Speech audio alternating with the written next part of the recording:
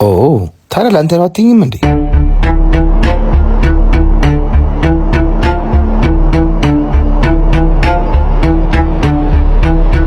የልጁን እንደሆነ ስሬን ጨርሻለሁ። ስለዚህ ለኔ ነው የሚገባኝ።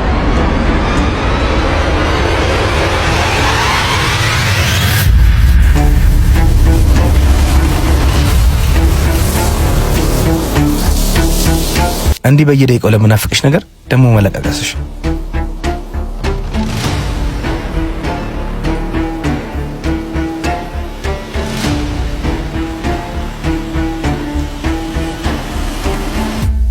እዚህማ አይሆንም። እኔ ሻወር ልሰድ፣ አንተ ወተጠብቀኝ። ቶሎ ጨርሰሽ ነይ፣ ጠብቅሻለሁ።